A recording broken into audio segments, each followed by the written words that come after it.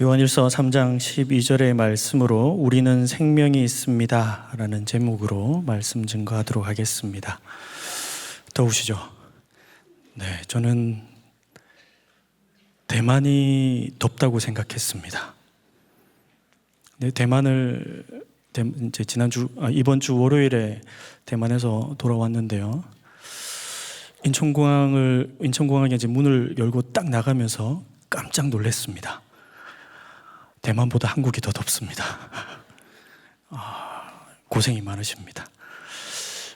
그럼에도 불구하고 이렇게 하나님의 은혜를 사모해서, 말씀을 사모해서, 주의 기도 자리를 사모해서 이렇게 나오신 모든 3일의 성도 여러분을 예수님의 이름으로 축복하고 환영합니다. 오늘 본문 말씀은 요한일서 3장 12절입니다. 네, 이제 읽었죠? 누가 등장합니까? 그렇죠. 그리고 또 누가 등장하죠? 아벨 이름은 안 나옵니다. 아우라고 나옵니다. 맞습니다. 네, 가인과 아벨 이야기할 겁니다. 식상하시죠? 네. 네, 가인과 아벨 이야기를 조금 다르게 오늘 요한일서 3장 12절의 관점으로 가인과 아벨 이야기를 좀 새롭게 보려고 합니다. 새로울지는 모르겠습니다. 어쨌든 가인과 아벨의 이야기를 좀 보고자 합니다. 아주 짧게 요한일서 3장 12절에서 짧게 언급되는 구절이지만 이 구절 가운데 하나님의 은혜가 있어서 이 구절을 가지고 다시 창세기에 가인과 아벨의 이야기를 좀 해석해보고 그렇게 가인과 아벨의 이야기에서 하나님께서 우리에게 주신 은혜를 좀 나누고자 합니다. 자, 그러면 요한일서 3장 이 이야기를 좀 알아야겠죠. 그래서 요한일서 3장 11절부터 좀 보도록 하겠습니다. 요한일서 3장 11절입니다. 중요한 말씀이니까 이 말씀은 함께 읽도록 하겠습니다. 자, 시작. 우리는 서로 사랑할지니 이는 너희가 처음부터 들은 소식이라. 자, 가인과 아벨 이야기를 하려고 하는데 11절에는 무슨 이야기가 먼저 나오죠? 서로 사랑하라의 이야기가 먼저 나옵니다. 지금 요한일서 3장 11절의 말씀부터 요한일서 전체의 약간의 패러다임이 좀 바뀌는 부분이거든요. 이제 요한일서 1장의 이야기부터 다 하지는 않겠습니다. 긴장하지 마십시오. 오늘 내로 끝날 겁니다. 요한일서 1장, 2장에서 쭉 나오는 말씀이 뭐냐 하면 이제 하나님은 빛이시다라고 하는 말씀입니다. 하나님은 빛이시다고 하는 말씀이고, 그리고 빛과 어둠을 나누고 빛에 속하는 사람, 어둠에 속하는 사람, 이렇게 쭉 이야기가 이어져 오는데 요한일서 3장 11절부터는 이게 무슨 문제로 넘어가냐면, 어떤 이야기로 넘어오냐 하면 사랑하는 것에 관한 이야기로 넘어옵니다. 그래서 오늘 이제 요한일서 본문의 3장 12절의 말씀을 보면 지금 가인과 같이 하지 말라, 그는 악한 자에게 속하여 라고 말씀하고 있죠. 3장 12절에 그는 악한 자에게 속하여 라고 말씀하고 있습니다. 그러면서 가인의 행위는 악하고 아우인 아벨의 행위는 의롭다라고 오늘 본문의 말씀에서 말씀하고 있습니다. 그러니까 이 사랑의 이야기를 나오면서 갑자기 서로 사랑하자라고 이야기를 하는데 누구를 데리고 들어오죠? 가인과 아벨의 이야기를 데리고 들어오는데 갑자기 또 무슨 이야기를 하고 있습니까? 소속의 이야기를 하고 있다는 것이죠. 전혀 지금 못 따라오고 계십니다. 자, 그러면 빛과 어둠의 이야기에서 사랑의 이야기로 넘어왔는데, 요한이 지금 사랑하자라고 하고 있는 이야기는 지금 우리가 그냥 열심히 나아가서 사랑의 행위를 하자라는 것에 그치겠습니까? 그렇지 않다라는 것이죠. 그렇지 않다라는 겁니다. 제발 좀 따라와 주십시오. 네, 부탁드립니다. 자, 오늘 내로 끝내야 됩니다. 자, 사랑의 행위를 가지고 오는데 여기서 지금 뭘로 가고 있다고요? 어디에 속하였느냐의 문제로 요 사랑의 행위를 가지고 오고 있습니다. 자, 그러면 여기서 특별히 가인을 데리고 온 이유는 무엇일까요? 그것은 사랑의 행위를 가지고 들어오는데 가인이 대표적으로 어떤 사람이냐 하면 미워하는 사람이기 때문에 그렇습니다. 그래서 요한일서 3장 13절에 뜬금없이 이렇게 말씀합니다. 자, 다 같이 읽어보겠습니다. 자, 시작. 형제들아, 세상이 너희를 미워하여도 이상히 여기지 말라. 자, 가인과 아벨의 이야기를 중간에 딱 끼워놓고 위에는 뭐가 나왔죠? 사랑하자라고 이야기를 했는데 갑자기 또 13절에는 무엇을 이야기하고 있습니까? 세상은 너희를 미워한다 라고 이야기합니다. 자, 전혀 감을 못 잡으시겠습니까? 그러니까 지금 우리는 사랑과 미움의 이야기를 하고 있는데 요한은 이것을 어떤 논리로 가지고 들어오냐 하면 이것이 어디에 속해 있는가의 문제. 악한 자에게 속하여 있느냐, 의로운 자에게 속하여 있느냐. 악한 자는 무엇을 행합니까? 악을 행합니다. 왜냐하면 악에 속해 있기 때문에 악을 행하죠. 의로운 자는 무엇을 행합니까? 의를 행합니다. 그래서 가인은 악하고 아벨은 의롭다를 이야기하는 것이죠. 그래서 제가 여기서는 재물 이야기 안 할 겁니다. 가인이 곡식을 드려서 안 받으셨습니다. 아벨은 피의 제사를 드렸기 때문에 하나님이 받으셨습니다의 관점으로 가인과 아벨을 보는 게 아니라 지금 뭘로 보고 싶으냐면 요한의 시각처럼 어디에 속해 있느냐의 이야기로 가인과 아벨을 좀 풀어나가려고 한다라는 것이죠. 그리고 그렇기 때문에 또 이 이야기는 어떤 이야기가 됩니까? 사랑하는 이야기와 미워하는 이야기가 된다라는 것이죠. 자, 가인이 왜 아벨을 미워합니까? 악에 속하였기 때문에. 방금 했습니다. 자, 그러면 왜 아벨은 사랑의 행위를 했습니까? 의로운 행위를 했습니까? 의에 속했기 때문에. 이제 좀 따라오고 계십니다. 좋습니다. 자, 그러면 그래서 근데 요게 조금 더 나아가서 요한일서에서 조금 더 나아가서 요한일서 3장 14절에는 이렇게 이야기하고 있습니다. 자, 3장 14절을 읽어보겠습니다. 자, 시작. 우리는 형제를 사랑함으로 사망에서 옮겨 생명으로 들어간 줄을 알거니와 사랑하지 아니하는 자는 사망에 머물러 있느니라. 자, 지금 요한이 지금 어디까지 확장하고 있느냐 하면 사랑의 문제를 어느 문제로 가지고 오고 있습니까? 사망과 생명의 문제. 자, 그러면 다시 복습하도록 하겠습니다.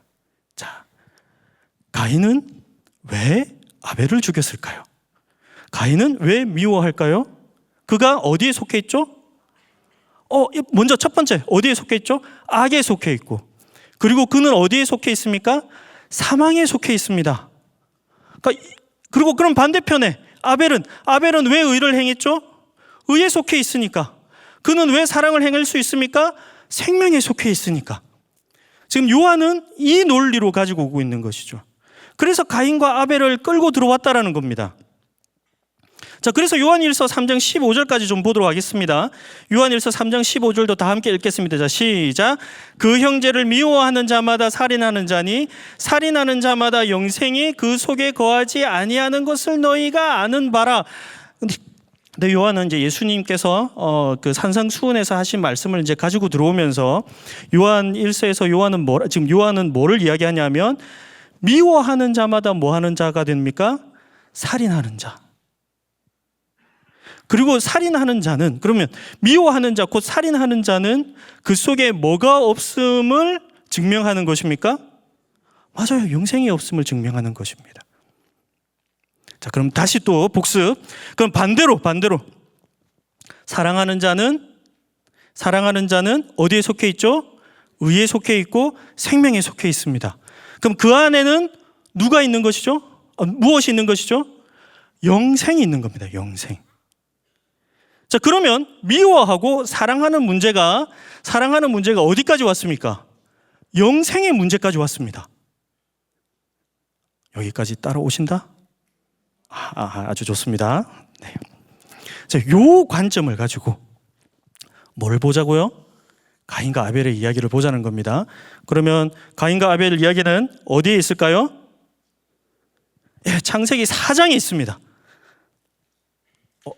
모르셨습니까? 예, 그럼 창세기 4장의 말씀을 좀 보도록 하겠습니다. 창세기 4장 4절 5절입니다. 창세기 4장 4절 5절. 자, 오늘 반응이 별로 안 좋으니까 계속 읽도록 하겠습니다. 자, 시작. 아벨은 자기도 양의 첫 새끼와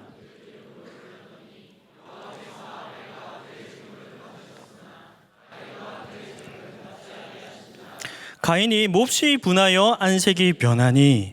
자, 하나님께서 요 지금 우리가 이때까지 보았던 요한일서 3장의 관점으로 요 말씀을 딱 보면 하나님께서 왜 가인의 제물은 안 받으셨을까요? 아니 식물을 드렸습니다. 곡식을 드렸습니다. 이렇게 하면 안 됩니다. 여기서 저 이때까지 뭐 했습니까? 이게 속한 자의 문제였죠. 그리고 뭐의 문제였습니까? 생명이 있느냐 없느냐의 문제였습니다. 간단하죠? 그러면 하나님께서 가인의 제사는 왜 안 받으셨습니까? 그가 악에 속했고, 그러니까 그가 요한일서 이제 앞쪽에 가면 어둠에 속한 자고, 그리고 그 안에는 뭐가 없습니까? 생명이 없기 때문에 안 받으신 거죠. 그러면 아벨은요, 이뻐서 착해서, 그가 양의 첫 새끼를 드려서, 그가 좋은 제물을 드려서, 그가 정성을 들여서? 아니죠. 뭐였습니까? 의에 속했고 그 안에 뭐가 있죠? 생명이 있기 때문에, 그렇기 때문에 아벨의 제물은 받으셨습니다. 자, 그러니까 창세기 4장 5절에 가인이 어떻게 합니까? 가인과 그의 제물은 받지 아니한지라 가인이 몹시 분하여 안색이 변하니. 우리가 아까 요한 1서에서 읽었습니다. 요한 1서에서 읽었죠. 미워하는 거는 왜 그렇죠? 맞아, 안에 생명이 없어서, 영생이 없기 때문에 그렇습니다. 그래서 지금 가인이 예배를 딱 드렸죠. 예배를 드려서 자기 안에 뭐가 없다는 게 판명이 났습니까? 생명이 없다는 게 판명이 났죠. 예배를 딱 드렸습니다. 아벨에게 뭐가 있다는 게 판명이 났습니까? 생명이 있다는 게 판명이 났죠. 그러면 생명이 없는 가인이 할 수 있는 행위는 무엇입니까? 미워하는 자, 미워하는 것. 미워하는 것은 곧 뭐 하는 것입니까? 살인하는 것입니다. 살인은 무엇이죠? 살인은 무엇입니까? 생명을 빼앗는 것이죠. 자, 다시. 자, 가인이 왜 분을 내죠? 가인이 왜 분을 냅니까? 자, 요한일서 3장 13절에서 15절을 다시 읽도록 하겠습니다. 안 되면 다시 읽어야죠, 그죠? 요한일서 3장 13절에서 15절입니다. 다 같이 읽겠습니다. 자, 시작. 형제들아, 세상이 너희를 미워하여도 이상히 여기지 말라. 우리는 형제를 사랑함으로 사망에서 옮겨 생명으로 들어간 줄을 알거니와 사랑하지 아니하는 자는 사망에 머물러 있느니라. 그 형제를 미워하는 자마다 살인하는 자니 살인하는 자마다 영생이 그 속에 거하지 아니하는 것을 너희가 아는 바라. 네, 제가 처음부터 이렇게 들이밀어서 정말 죄송합니다. 원래 이렇게 또 예언을 가지고 와야 되는데 항상 제가 이제 설교가 길다라는 지적이 있기 때문에 처음부터 빨리 해야 빨리 끝낼 수 있습니다. 자, 그래서 따라와 주십시오. 부탁드리겠습니다. 자, 여기서 보십시오. 어떻게 합니까? 자, 요한일서 3장 13절에서 15절을 읽었죠. 자, 그러면 가인이 하는 행동이 이해가 됩니다. 가인이 화가 난 게 이해가 되죠. 왜 이해가 됩니까? 미워하는 자마다 생명이 살인하는 자니 살인하는 자마다 영생이 그 속에 거하지 않습니다. 그 안에는 사망밖에 없기 때문에, 생명이 없기 때문에 생명이 있는 자의 것을 뭐 해야 된다고요? 빼앗아야 된다고요. 그 빼앗는 것이 무엇입니까? 미워하는 것, 살인하는 것이라는 것이죠. 그래서 가인은 아벨을 미워합니다. 그리고 가인은 아벨의 생명을 빼앗습니다. 왜요? 그 안에 생명이 없으니까요. 자, 그런데 창세기를 보면 잠깐 이해가 안 되는 게 있습니다. 자, 그러면 우리가 생각할 때 창세기 4장에 있어서 주인공은 누가 되어야 됩니까? 맞아요. 아벨이 되어야 돼요. 근데 창세기 4장에서 주로 누구의 이야기가 나옵니까? 가인과 그의 자손들의 이야기가 나옵니다. 아벨의 이름의 의미를 아십니까? 모르셔서 제가 가르쳐 드리려고 지금 이 자리에 서 있습니다. 아벨의 이름의 의미는 굉장히 좀 어떻게 보면 조금 의외입니다. 아벨의 이름의 의미는 허망하다, 무익하다, 헛되다라는 의미입니다. 전도서 1장 2절에 헛되고 헛되고 헛되니 모든 것이 헛되도다에서 요 헛되다가 아벨입니다. 그리고 이 아벨이라고 하는 단어는 입김, 안개, 이런 단어로 쓰입니다. 이런 뜻으로 쓰입니다. 자, 입김 하면 어떻게 되죠? 흩어지죠. 날아가 버립니다. 안개는 어떻게 되죠? 햇빛이, 태양이 뜨면 사라지는 것이죠. 이상하게 아벨은, 창세기 4장에서의 아벨은 어떻게 됩니까? 죽고 사라져 버리는 것 같습니다. 이상하죠? 오히려 창세기 4장에 누가 승승장구합니까? 가인과 그의 후손들입니다. 창세기 4장 19절에서 22절을 좀 읽어보겠습니다. 창세기 4장 19절에서 22절입니다. 자, 다 같이 읽겠습니다. 자, 시작. 라멕이 두 아내를 맞이하였으니 하나의 이름은 아다요 하나의 이름은 실라였더라. 아다는 야발을 낳았으니 그는 장막에 거주하며 가축을 치는 자의 조상이 되었고 그의 아우의 이름은 유발이니 그는 수금과 퉁소를 잡는 모든 자의 조상이 되었으며 실라는 두발 가인을 낳았으니 그는 구리와 쇠로 여러 가지 기둥을 만드는 자요 두발 가인의 누이는 나아마였더라. 아멘. 자, 창세기 4장 19절에서 22절에는 가인의 후손의 이야기가 나옵니다. 가인의 후손. 자, 우리가 가인의 직업이 뭐죠? 농부입니다. 농사 짓는 사람입니다. 자, 문화, 영어로 하면 컬처죠. 영어로 하면 컬처죠. 요 정도는 그죠? 예, 요까지는 그래도 좀 이렇게 노력을 해주셔야. 네. 근데 이것은 이제 컬처의 발음 때문에 그렇습니까? 뭐 컬처 뭐 이렇게 해야 됩니까? 네, 네. 이 컬처의 어근 원어는 무엇인 줄 아십니까? 예, 맞아요. 라틴어 쿨투라라고 하는 단어입니다. 라틴어 쿨투라. 이거는 경작, 농업, 경작하다, 농업하다. 이런 뜻입니다. 뭔가 다르지는 않겠죠? 세상의 문화, 세상의 문명이라고 하는 것의 시작이 누구에서부터 시작되고 있습니까? 가인과 그의 후손들에게서부터 시작됩니다. 그래서 가인의 후손들이 다 어떻게 됩니까? 야발은 장막에 거주하며 가축을 치는 자의 조상이 되었고, 그러니까 농업의 조상이 됩니다. 그리고 아우의 이름은 유발이니 그는 수금과 퉁소를 잡는 모든 자의 조상이 되었고, 음악과 예술의 조상이 되죠. 그 다음에 두발 가인을 낳았는데 그는 구리와 쇠로 여러 가지 기구를 만드는 자요. 이건 누구의 조상이 되는 겁니까? 기술과 과학의 조상이 되는 것이죠. 그러니까 지금 우리가 누리고 있는 문화와 문명의 조상이 누구로부터 시작된다는 겁니까? 가인과 그의 후손들로부터 시작이 되었다라는 것이죠. 잠깐만요. 그럼 아벨은요? 아벨은 죽고 없어지고 누구만 남아 있습니까? 가인만 남아 있습니다. 가인의 후손들만 남아 있죠. 그리고 그 후손들이 뭘 발전시킵니까? 문명, 문화를 발전시키고 있습니다. 그러면 이 문명과 문화의 근원이 무엇이라는 겁니까? 인간들은 왜 열심히 문명과 문화를 발전시켜야만 되는 것이죠? 오늘 말씀을 통해서 좀 더 보도록 하겠습니다. 창세기 4장 11절에서 12절입니다. 창세기 4장 11절에서 12절입니다. 다 같이 읽겠습니다. 자, 시작. 땅이 그 입을 벌려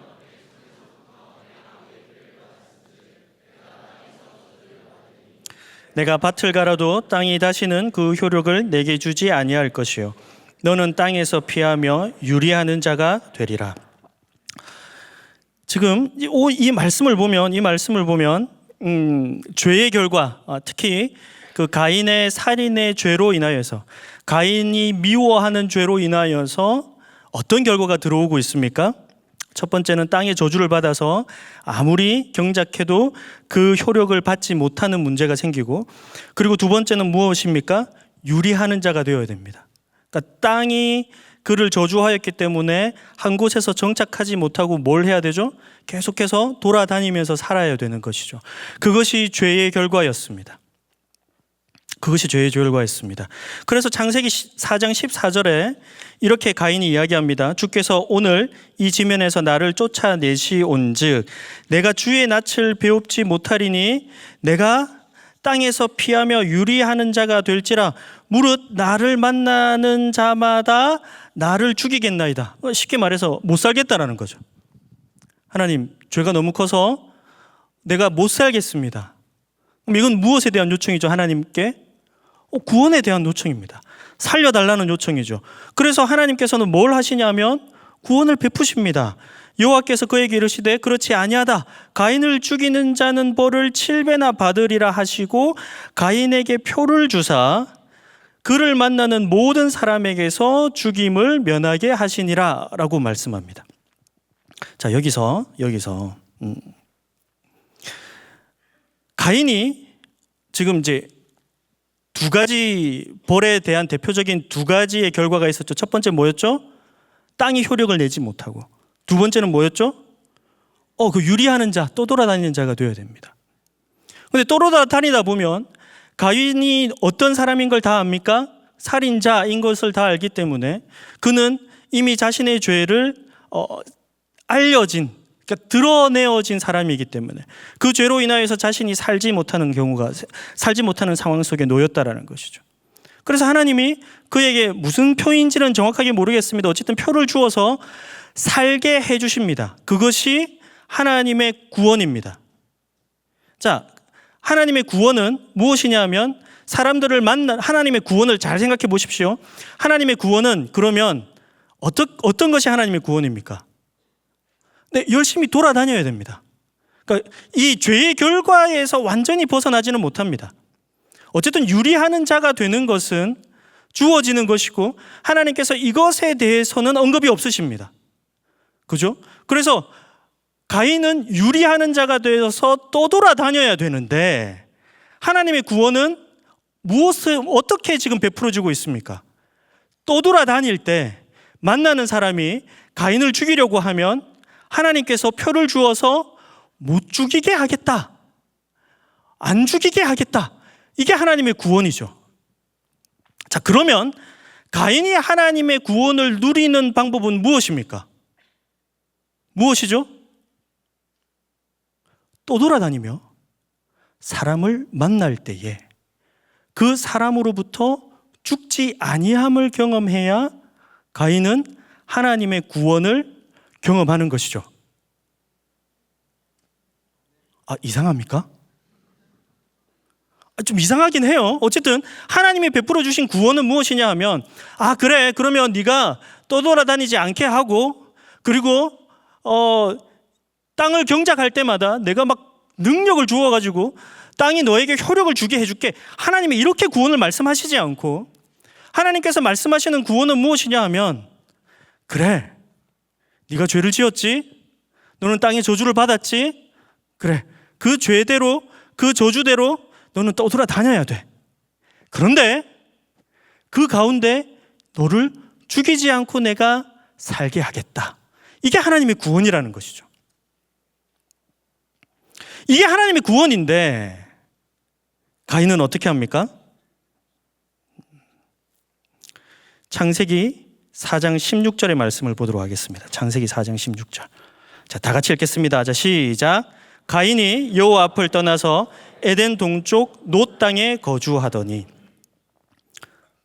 가인은 어떻게 하냐면 에덴 동쪽으로 가서 놋 땅으로 갑니다. 그리고 거기에 거주하죠. 자, 요 동쪽, 창세기에서는 동쪽이 굉장히 중요합니다.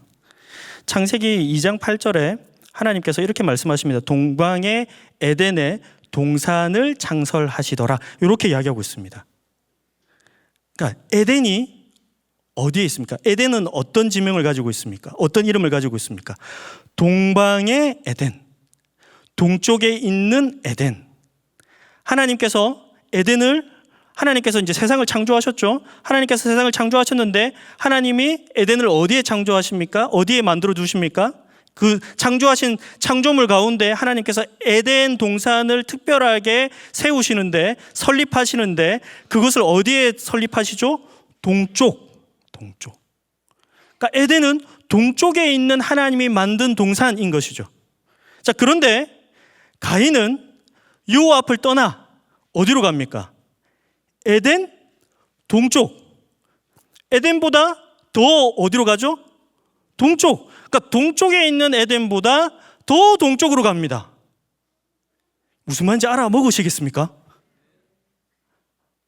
그러면 가인이 지금 가고자 하는 것은 무엇입니까? 어디입니까? 하나님의 에덴보다 더 좋은 곳으로 가고 싶은 것이죠. 자, 가인은 어떻게 하나님의 구원을 얻을 수 있습니까? 돌아다녀야 되죠. 유리하는 자가 되어서 만나는 자를 만날 때에 살인을 면하는 것으로 하나님의 구원을 경험해야 되는데, 가인은 그럴 생각이 없습니다. 가인은 어디로 갑니까? 에덴보다 더 동쪽으로 가서 자신의 구원을 자신이 만들어내겠다라는 것이죠. 창세기 13장 10절 11절을 제가 읽어드리겠습니다. 이에 롯이 눈을 들어 요단 지역을 바라본즉 소알까지 온 땅에 물이 넉넉하니 여호와께서 소돔과 고모라를 멸하시기 전이었으므로 여호와의 동산 같고 애굽 땅과 같았더라. 그러므로 롯이 요단 온 지역을 택하고 동으로 옮기니 그들이 서로 떠난지라. 롯의 종들과 아브라함의 종들이 싸우니까 아브라함이 롯에게 이렇게 이야기하죠. 네가 좋아하면 내가 우하고 네가 우하면 내가 좋아하겠다. 그렇게 해서 롯이 눈을 들어서 봅니다. 어디를 봅니까? 소돔과 고모라를 봅니다. 소돔과 고모라를 보는데 소돔과 고모라가 어떤 무엇과 같았죠? 여호와의 동산 같고 애굽 땅과 같았더라. 그죠? 그러니까 하나님께서 만들어주신 그냥 구원의 동산 같은 곳으로 보입니다. 그래서 롯이 어디로 옮깁니까? 동으로 옮깁니다. 동쪽으로 옮기죠. 지금 이 사람이 동으로 옮긴다는 게 어떤 뜻인지 좀 보이십니까? 롯이 동을 선택한 것은 그가 보기에, 그의 눈으로 보기에 사람이 만들어 놓은 여호와의 동산을 택한 것이죠. 무슨 말인지 알아들으시겠습니까? 자, 그러니까 지금 가인이 동쪽을 택하여서 갔다. 에덴보다 더 동쪽을 택하여서 갔다. 그래서 가인은 지금 무엇을 만들겠다라는 겁니까? 거기서 여호와의 동산을 내가 만들어 보겠다라고 하는 것입니다. 그래서 창세기 4장 17절을 다 같이 읽겠습니다. 자, 시작. 아내와 동침하매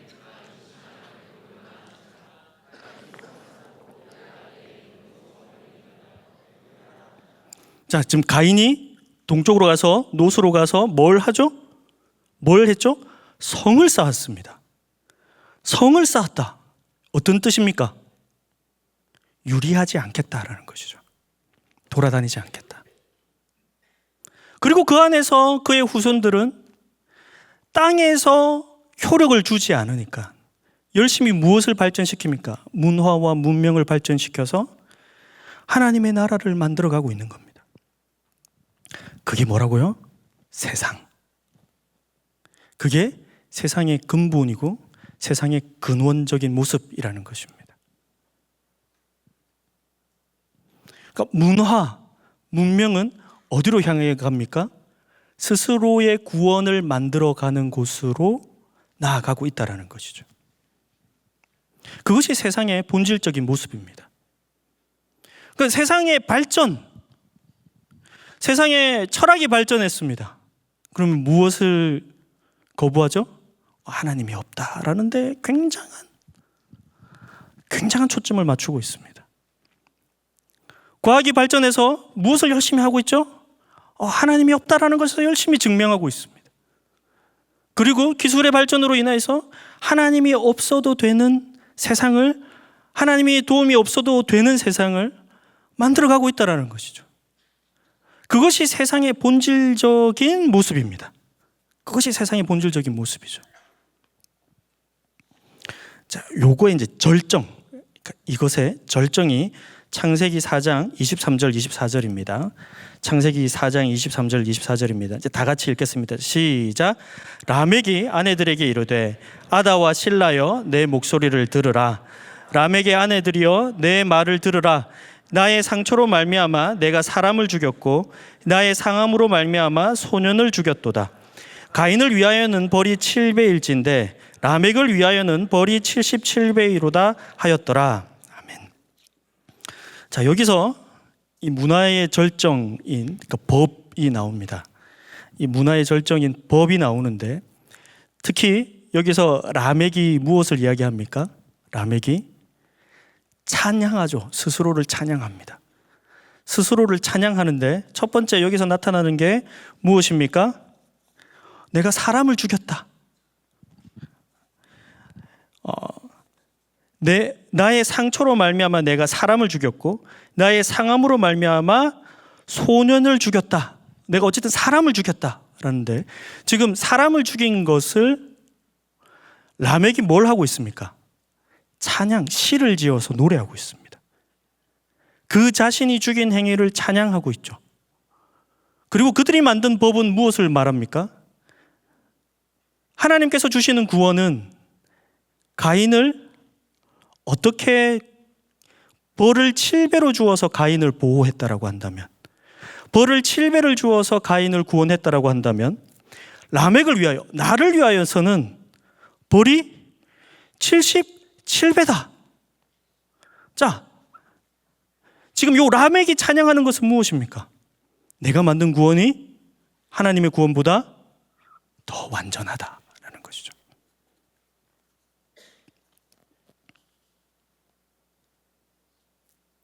그러니까 이 세상이 가는 방향은 어디냐 하면 하나님의 구원이 필요 없는 상태, 그리고 타인을 죽여도 괜찮은 상태로 가고 있다는 것이죠. 다시 우리 요한 1서 쪽으로 쭉 기억을 되새겨보면 왜 타인을 죽여야 되죠? 왜 타인을 미워해야 되죠? 그 안에 생명이 없기 때문에. 그 안에 생명이 없기 때문에. 세상은 어디로 가고 싶어 하냐면 내 안에 생명이 없어도 괜찮은 상태로 가고 싶은 겁니다. 내 안에 생명이 없어도 괜찮은 상태로 가고 싶은 것이죠. 이것의 진짜 절정, 초절정이 어디에 나타났냐 하면 마태복음 27장 22절에서 25절에 나타납니다. 마태복음 27장 22절에서 25절입니다. 다 같이 읽겠습니다. 시작. 빌라도가 이르되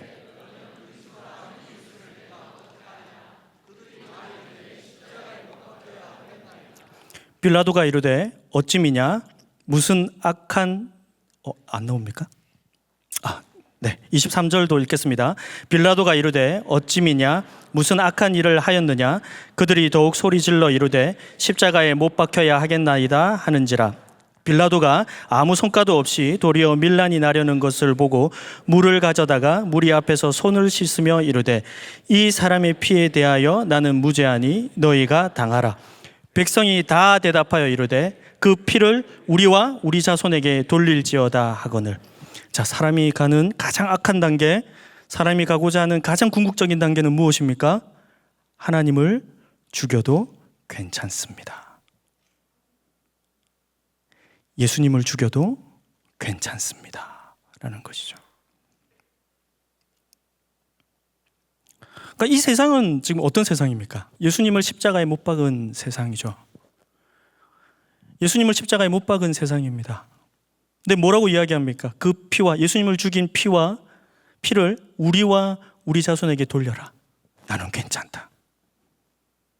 내 자손들은 괜찮다. 무시무시하지 않습니까? 세상이 하고 싶은 겁니다.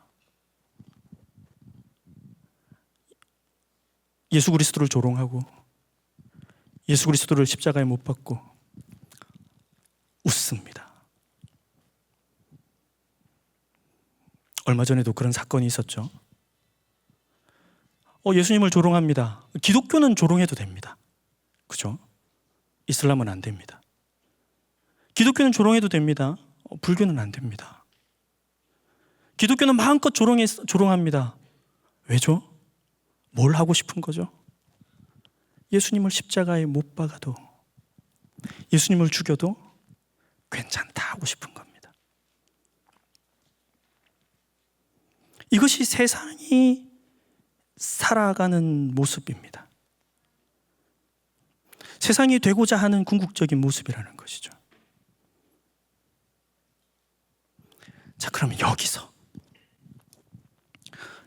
도대체 아벨은 무엇하고 있습니까? 억울하지 않습니까? 여기서 도대체 아벨은 뭘 하고 있죠? 아벨의 삶은 무엇입니까? 아니, 이런 세상 가운데 그럼 그리스도인의 삶은 무엇이라는 것이죠?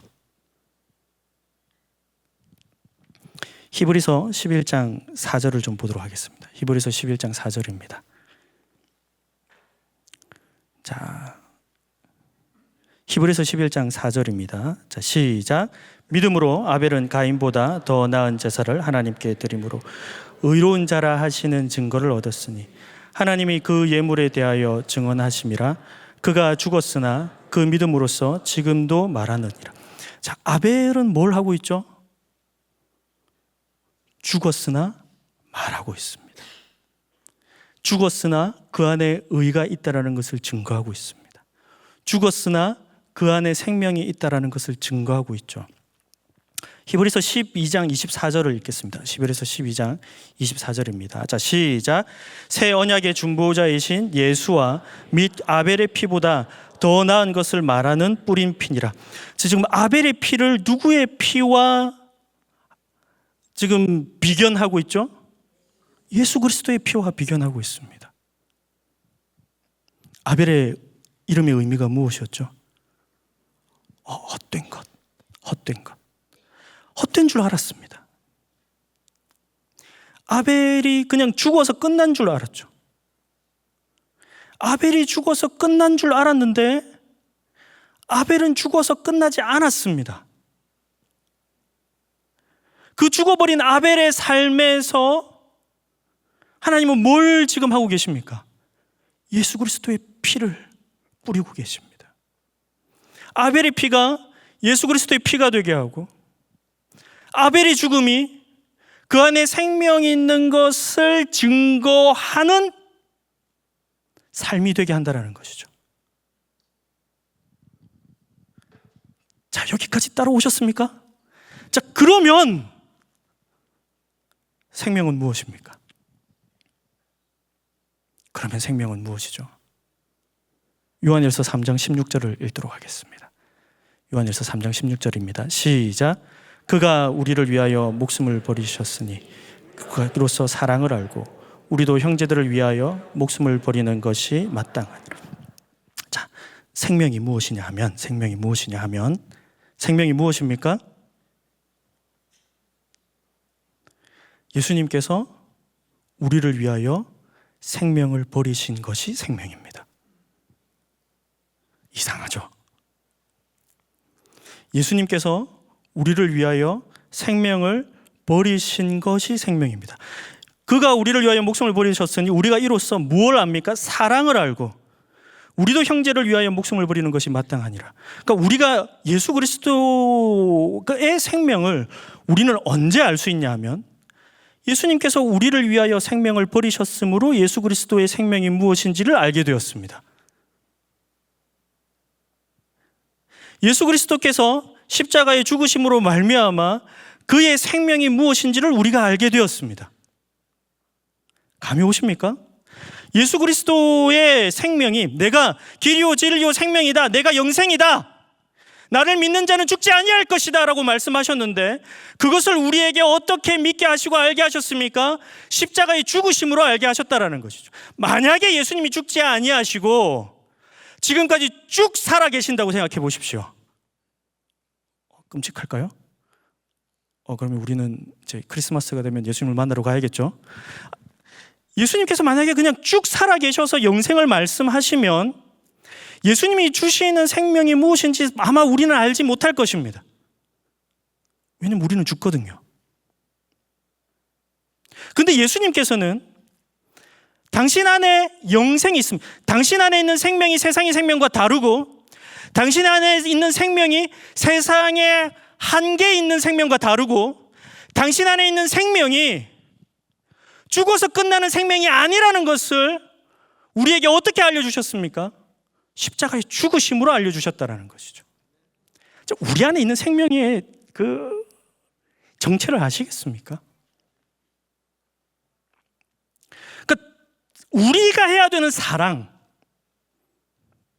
우리 안에 있는 생명은 퍼내고 또 퍼내야 되는 것입니다. 생명을 주어서 고갈되지 않는 생명이 우리 안에 있는 것을 확인하는 것이 우리가 바라보아야 될 생명이라는 것이죠. 아벨은 무엇을 보여줍니까? 그 안에 생명이 있다는 것을 우리는 어떻게 알게 되죠? 그가 죽었기 때문에. 그가 그의 형 가인의 손에 죽음을 통하여서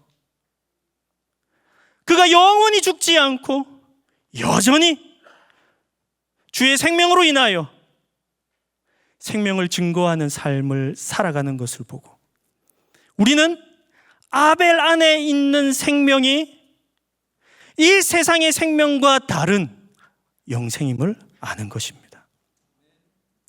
그것이 우리 그리스도인의 삶입니다. 그래서 요한일서 13장 17절 18절에는 뭐라고 이야기합니까? 이것이 이제 좀 더 구체적으로 우리의 삶에서 이렇게 나타나야 된다고 이야기합니다. 17절 18절을 다 같이 읽겠습니다. 누가 이 세상의 재물을 가지고 형제의 궁핍함을 보고도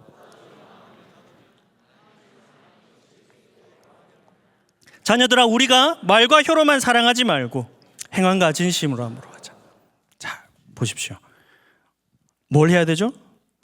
이 세상의 재물을 가지고, 그러니까 우리 안에 영원한 것이 있는 사람이, 우리 안에 영생이 있는 사람이, 우리 안에는 영생이 있기 때문에 자연스럽게 뭘 해야 되는 것이죠? 우리가 가진 것을 퍼주어도 내가 죽지 않는다라는 것을 퍼줌을 통하여 확인하라는 것이죠. 우리 안에 하나님의 사랑이 있습니다. 우리 안에 하나님의 영생이 있습니다. 어떻게 그것을 확인하라는 겁니까? 퍼주어서, 형제를 도와주어서, 내 것을 내어주어서, 그래서 내 안에 있는 것의 정체가 무엇인지 증명하고 증거하라라는 것이죠. 우리가 말과 혀로만 사랑하는 것이 아니라 행함과 진실함으로 하자. 우리가 우리 안에 있는 것을 퍼낼 때에 우리 안에 있는 생명이 무엇이 된다는 겁니까? 진실함이 된다는 것이죠. 퍼주십시오. 죽으십시오. 성경의 원리를 보면 하나님께서 광야에서 이스라엘 백성들을 뭐로 먹이십니까? 만나와 메추라기로 먹이시죠. 만나와 메추라기의 특징이 무엇입니까? 특히 만나가 어떤 특징을 가지고 있죠? 그날 먹을 걸 그날 소비해야 됩니다. 그 다음 날은 어떻게 되죠? 썩어버리죠. 그러니까 쟁겨두는 게 아닙니다.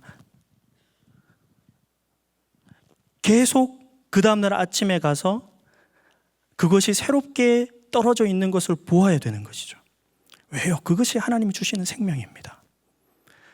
축적해놓고 쌓아놓는 것이 아니라 소비하여서 계속 있는 것을 보는 것이죠.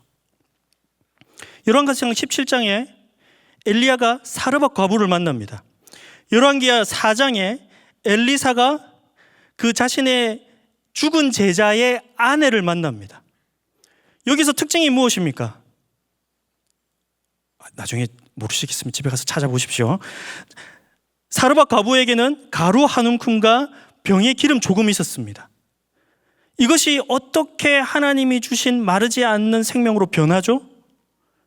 엘리야를 대접함으로, 계속 퍼냄으로, 그것이 마르지 않는 영원한 하나님의 생명인 것을 알게 되었다라는 것이죠. 엘리사가 그의 제자의 아내에게 뭘 요청하죠? 그릇을 많이 가져와라. 그래서 그릇에 계속 퍼내야 됩니다. 퍼낼 때 계속 기름이 나오죠. 그릇이 멈추니, 더 이상 받을 그릇이 없으니 기름이 더 이상 나오지 않습니다. 퍼낼 때 그 안에 마르지 않는 하나님의 생명을 발견하게 된다는 것이죠. 우리의 사랑은, 우리의 영생은 어떻게 확인합니까? 퍼내야 됩니다. 어떻게 퍼내셔야 되죠? 손해 보아야 되죠. 성을 쌓고 뺏기지 않겠다.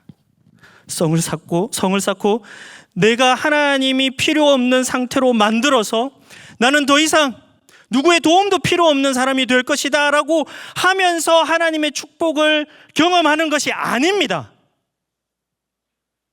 가인은 어떻게 하나님의 구원을 경험했어야 됐죠? 유리하면서, 자신을 죽이려고 하는 사람들을 만남을 통하여, 그 가운데 죽지 아니함을 통하여 그가 하나님의 구원을 경험했어야 됩니다. 근데 우리는 그걸 원하지 않는다라는 것이죠. 성을 쌓아놓고, 재물을 쌓아놓고, 누구도 나를 건들지 못하는 상황에 만들어 놓고, 심지어 내가 남의 것을 빼앗아도 괜찮은 위치에 오르기 위해서, 내가 남을 미워하여도 괜찮은 위치에 오르기 위해서 열심히 살아가는 것이죠. 우리의 모습이 그와 같지는 않습니까? 이스라엘 백성들이 만나와 메추라기를 먹으면서 계속 하나님께 요구하는 것은 무엇입니까? 우리는 왜 애국과 같지 않습니까? 우리가 이걸 하나님께 요청하고 있지는 않습니까? 우리의 믿음은 어느 방향으로 나아가고 있습니까? 우리의 간구는, 우리의 기도는, 우리의 삶의 목표는, 우리의 꿈은, 우리의 비전은 어디를 향하여 나아가고 있습니까? 하나님, 제발 나를 높은 자리에 올리셔서 더 이상 하나님을 찾지 않게 하여 주시옵소서. 아무 걱정 없어서 내가 더 이상 하나님을 찾지 않게 하여 주시옵소서. 이렇게 기도하고 있지는 않으십니까? 하나님께 간구하는 것이, 내가 남의 것을 빼앗아도, 내가 남 위에 올라가서 다른 사람을 짓밟아도 하나님, 내가 괜찮은 사람으로 되게 해주십시오라고 하나님께 요구하고 있지는 않습니까? 제자들이 누가 크냐라고 싸울 때마다, 예수님은 뭐라고 말씀하십니까? 어린아이와 같이 되어라. 어린아이를 영접하여라. 언제나 죽을 수 있는 사람, 내가 언제나 죽을 수 있는 존재, 하나님의 은혜 없이는, 하나님의 구원 없이는 살아갈 수 없는 사람이 되어라 라고 예수님께서 말씀하시는 것입니다. 그것이 우리가 가야 되는 방향입니다. 그렇기 때문에 기꺼이 죽어도 되는 것이죠. 기꺼이 나의 것을 내어주어도 되는 것입니다. 선교 현장의 놀라운 점이 무엇입니까? 여러분의 무엇을 바치죠? 시간을 바치고, 그리고 물질을 바치고, 그리고 때로는 건강을 바칩니다. 그렇게 열심히 하여서 무엇을 얻으시죠? 기쁨을 얻죠. 하나님의 은혜를 누립니다. 그것이 선교지 않습니까? 아니, 가서 나의 것을 빼앗겼는데, 내 것이 희생되었는데 이상하게 거기에 무엇이 있습니까? 기쁨이 있습니다. 은혜가 있습니다. 하나님이 계십니다. 그렇게 우리는 생명을 발견하는 것이죠. 그리고 와서 우리는 아내에게 화를 냅니다. 남편에게 화를 내죠. 부모에게 소리 지릅니다. 자식들에게 왜 그것밖에 못하느냐고 닥달하죠.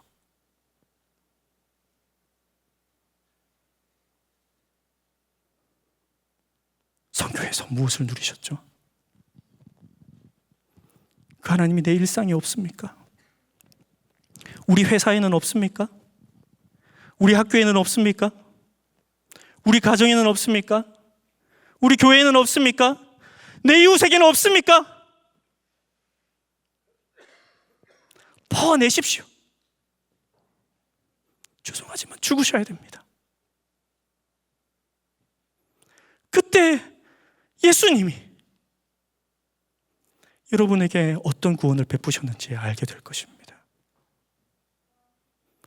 퍼내고 지고 손해보고 무시받고 순종하고, 하지만 괜찮다고 웃으십시오. 여러분은 영생을 소유한 자들입니다. 생명을 소유한 자들입니다. 예수님께서 영생을, 죽여도 빼앗기지 않는 생명을 우리에게 주셨습니다. 우리에게 아무것도 없어도 우리에게는 영원한 생명이 있습니다. 삽니다. 죽지 않습니다. 영원히 죽지 않은 줄 믿습니다. 이 영생의 은혜를 누리시는, 선교뿐만이 아니라 일상에서도 누리시는, 삶의 모든 순간에서 누리시는 우리 모든 사밀의 성도들이 되시길 예수님 이름으로 축복합니다. 이 시간 찬양하도록 하겠습니다.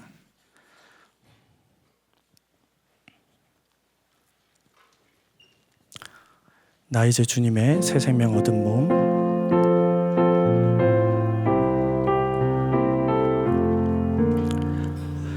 나 이제 주님의 새 생명 얻은 몸, 옛 것은 지나고 새 사람이로다. 그 생명 내 맘에 강같이 흐르고 그 사랑 내게서 애같이 빛난다. 영생을 누리며 주 안에 살리라. 오늘도 내일도 주 함께 살리라. 주 안에 감추인 새 생명 얻으니 이전에 줬던 것 이제는 값없다. 하늘의 은혜와 평화를 맛보니 찬송과 기도로 주 함께 살리라. 영생을 누리며 주 안에 살리라. 오늘도 내일도 주 함께 살리라. 산천도 초목도 새 것이 되었고 죄인도 원수도 친구로 변한다. 새 생명 얻은 자 영생을 누리니 주님을 모신 만세 하늘이로다. 영생을 누리며 주 안에 살리라. 오늘도 내일도 주 함께 살리라. 주 따라가는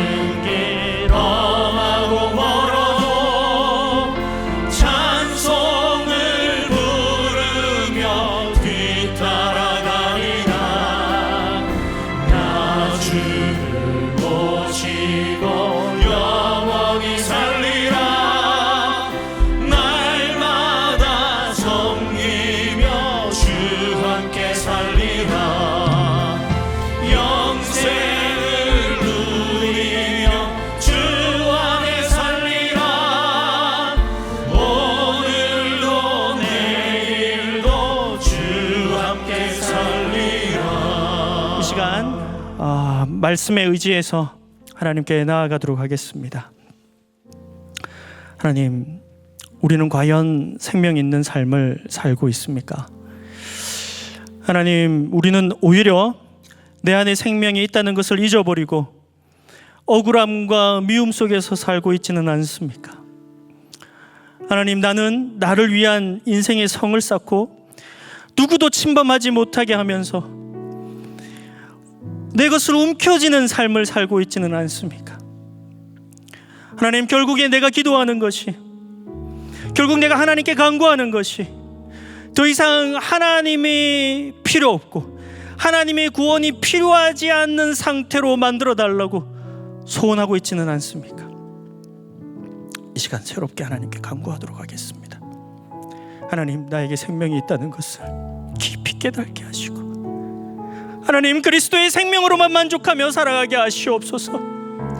하나님, 이 세상에서 나의 생명을 빼앗으려고 덤벼드는 사람들에게, 세상에게 기꺼이 생명을 내어주고 그로 인해 내 안에 영원한 생명이 있음을 발견하게 하여 주시옵소서. 하나님, 내가 기꺼이 내 생명을 내어주어 하나님, 그러한 삶을 살겠사오니 하나님, 내 주변에 있는 사람들이, 특별히 나를 네가 사랑하는 사람들이 나를 통하여 주의 생명을 보게 하시고 그로 인하여 그들 안에도 주의 생명이 있게 하여 주시옵소서. 이 시간 주여 한번 부르면서 기도하도록 하겠습니다. 주여.